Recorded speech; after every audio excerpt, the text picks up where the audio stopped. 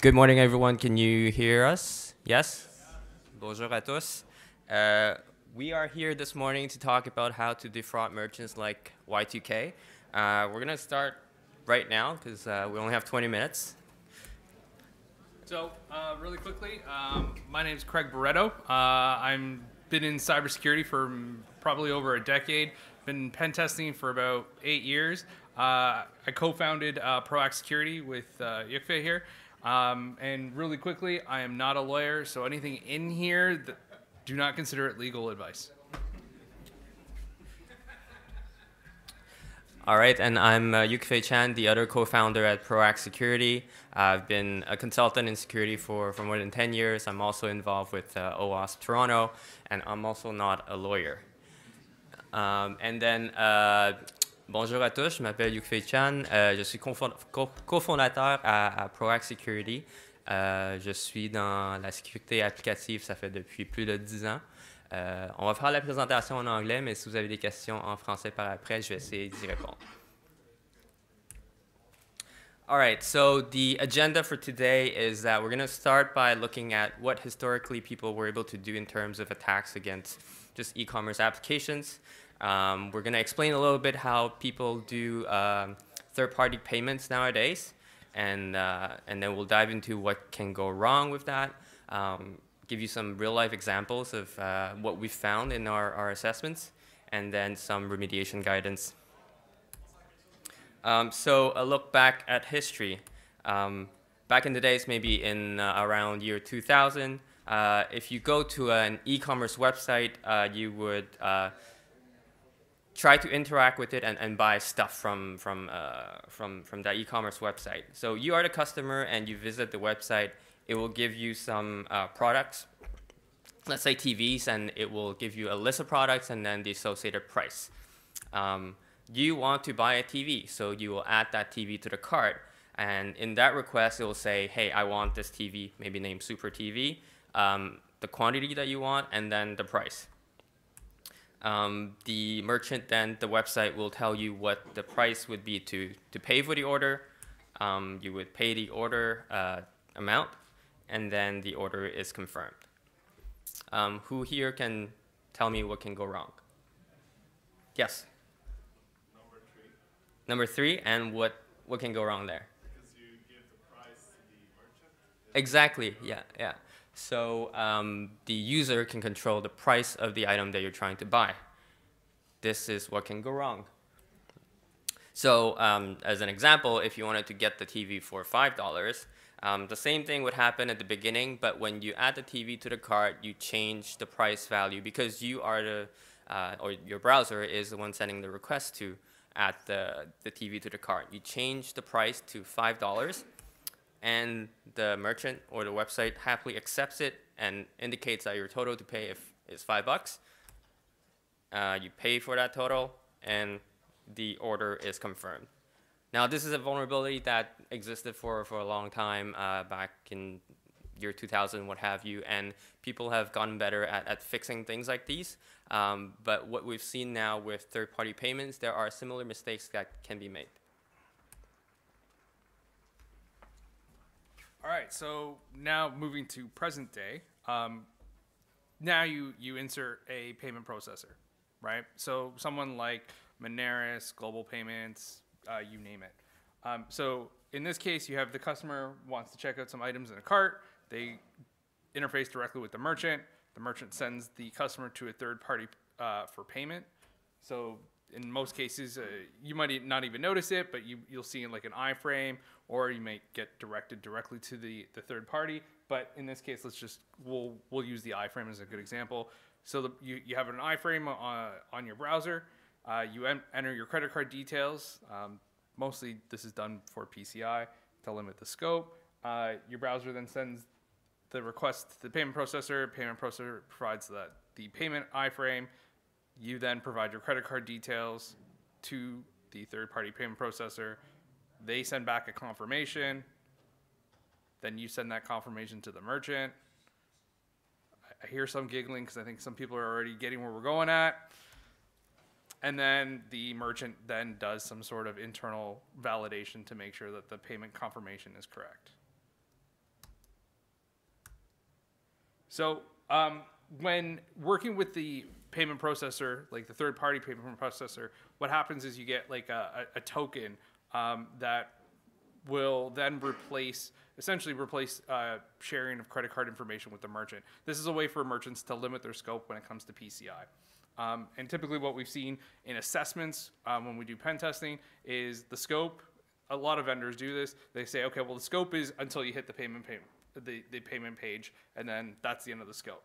Well, what we found is, well, what if you shift it a little bit further, right? If you skip the payment processor and then you also complete the order, because after that payment processor, the order gets completed, right? So when we're going to walk through kind of the type of threat scenarios that can show up from there.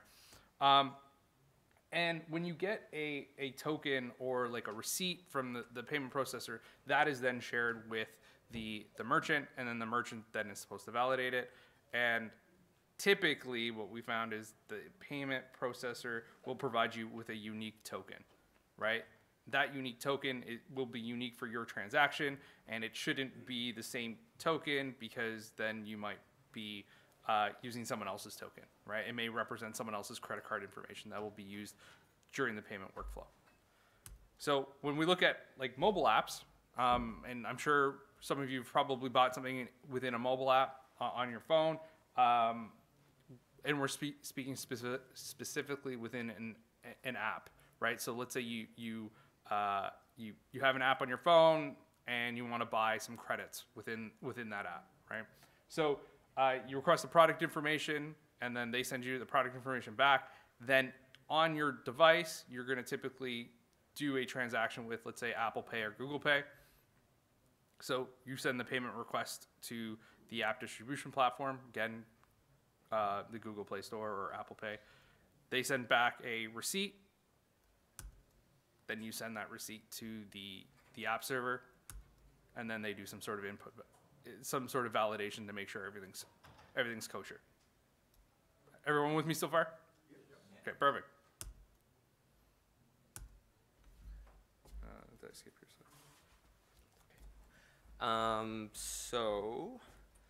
slide? Craig talked about the receipt that you get from Apple or Google's, and we're going to dive a little bit more into that. For the App Store, it's actually called a receipt. The receipt is a binary value that is encrypted and actually contains a full snapshot of that transaction. It includes what the product is and the price, and I think a timestamp of the transaction. It can be for a consumable. So Craig talked about maybe credit. So let's say in a game you can spend a dollar to buy 100 stars or coins to give you extra power in your game, or things like that.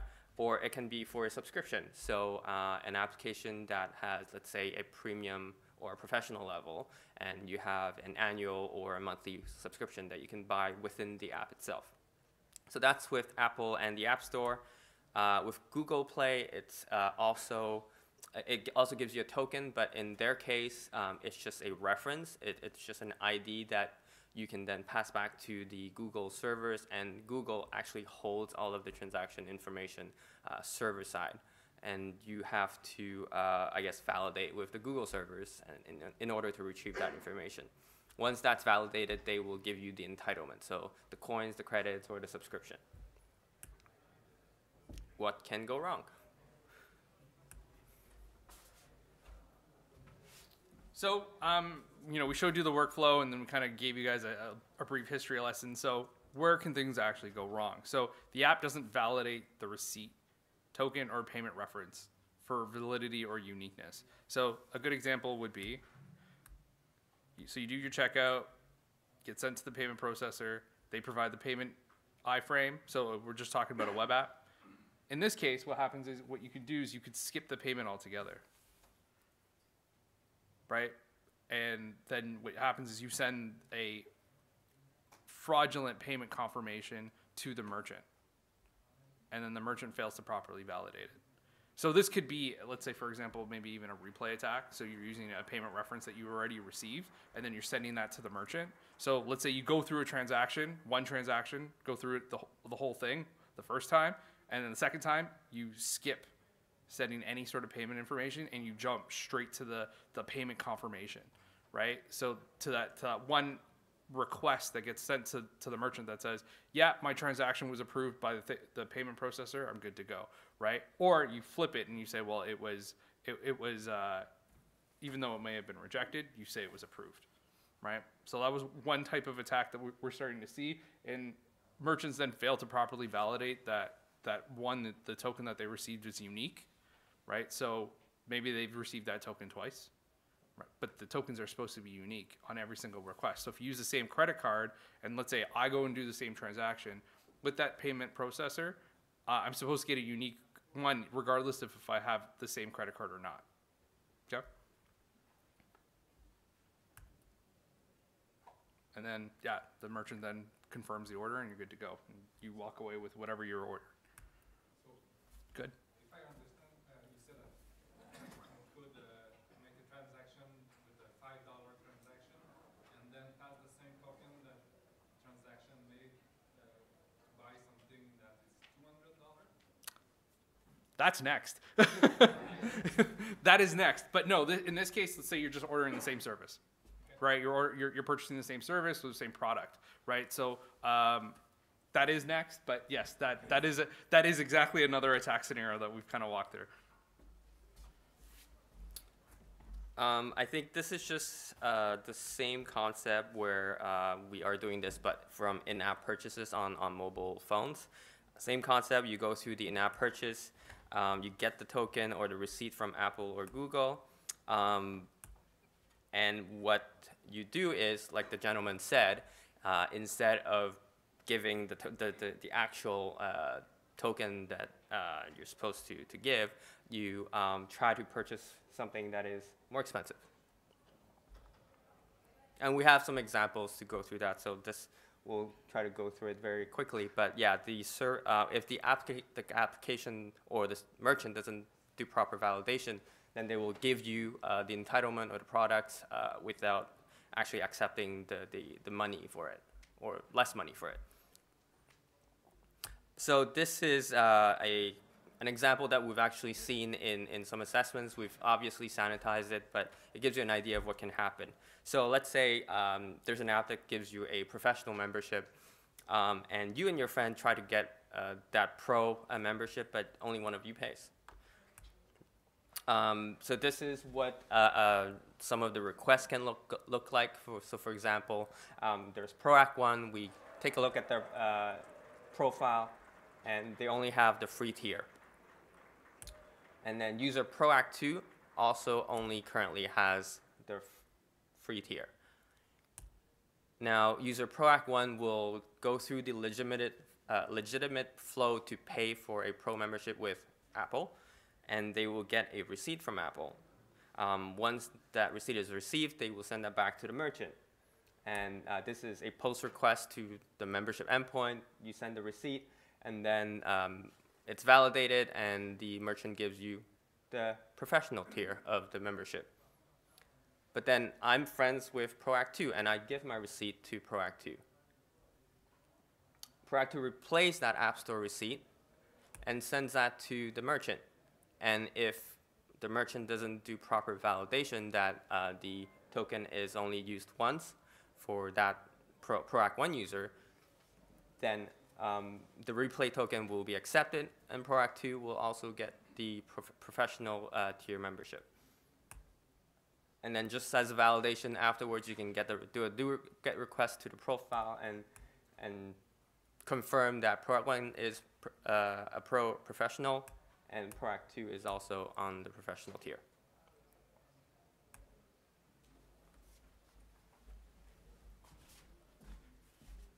So similar idea. This is just using a third-party payment processor to purchase a product, like you asked, that costs substantially more, right? So in this case, So on the far left, and this is just an example of a request that gets sent to something like Global Payments. On the far left, what you see here is the typical request that gets sent to a payment processor. It includes your credit card number. We've masked it all, but credit card number, your CVV, your expiration date, typically the price of the product, and a little bit of details about the iframe. Then on the far right, what you have is what is returned back from the payment processor. This is the response that then gets sent to the merchant. So I'm just going to skip ahead. So on the far left, that's the payment processor response, and then on the far right, it's just saying that the merchant accepted it. So to make it just a little bit larger so you can kind of see it, in there you have the ID for a product that you purchased. And then there is a hash for the transaction. So what happens is now you change the product ID. So I kind of skipped ahead here. But in this case, what you're doing is you're changing the product, but you're also including the same SHA-1 hash that you sent in the previous request. Now, the ID for product B could be more expensive, could be the same, could be even less. Don't know why you do that, but depending on what you're buying. I guess if you want to just accumulate more things, you could easily do this, but you'd use the same attack scenario. So what you would do is you would just send the same payment processor response and just change the product ID.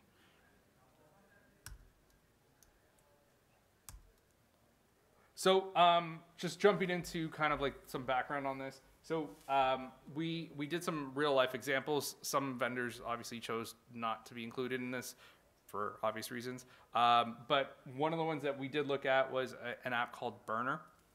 Has anyone used Burner before? One?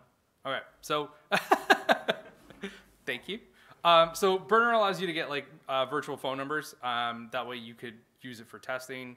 You can receive text messages, picture messages. So it's usually really helpful on pen tests when you have to register multiple phone numbers. So what we found was, I'll walk you through it, but we did find this vulnerability on the Burner app. You can buy credits to then buy phone numbers.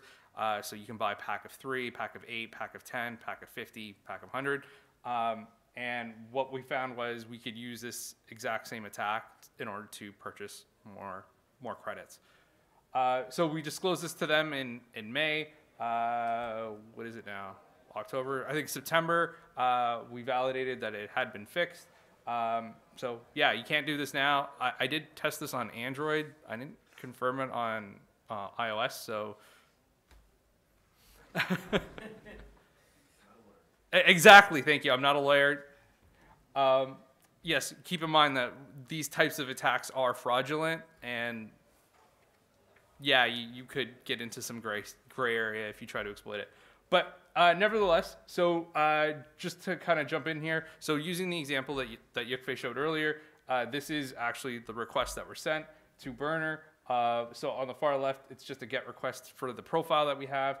And then on the far right, you can see that the account only had 1 credit. So this is the request to Burner. On the far left, you see that there's the receipt. And then at the bottom, that's highlighted there, you can see that the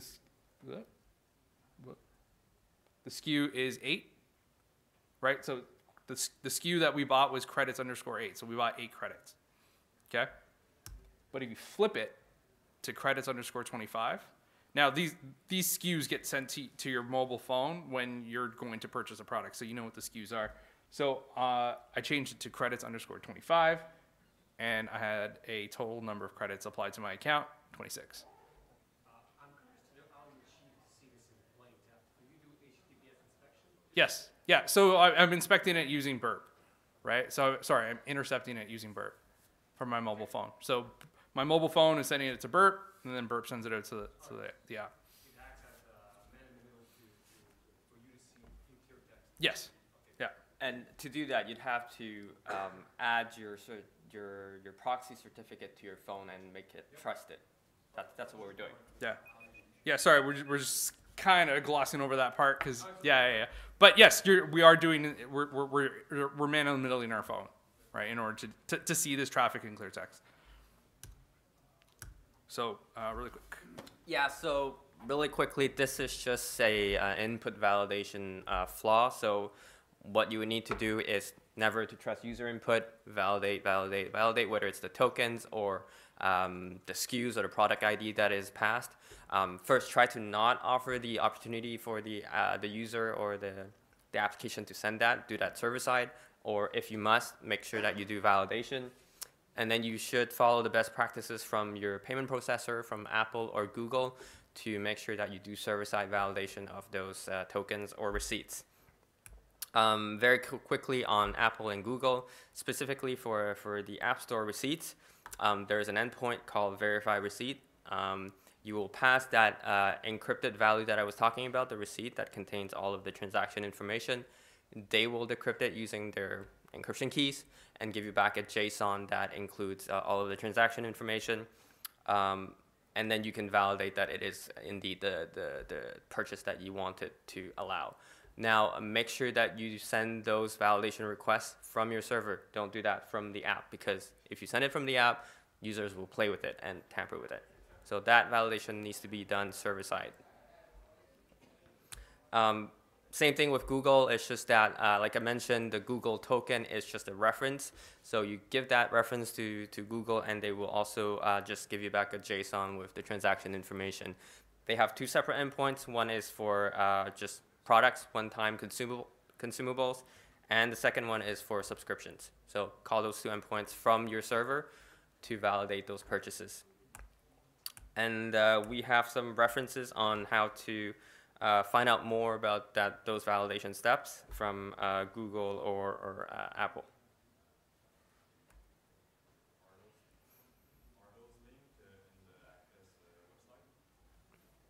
Are the links going to be provided, or? I think in the video, yes, the presentations are recorded, I believe, right? Yeah, so it will be in, yeah. Or if you want to snap a picture real quick.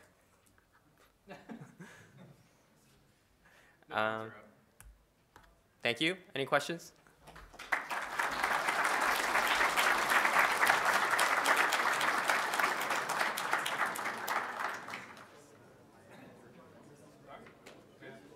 No questions? There's a question.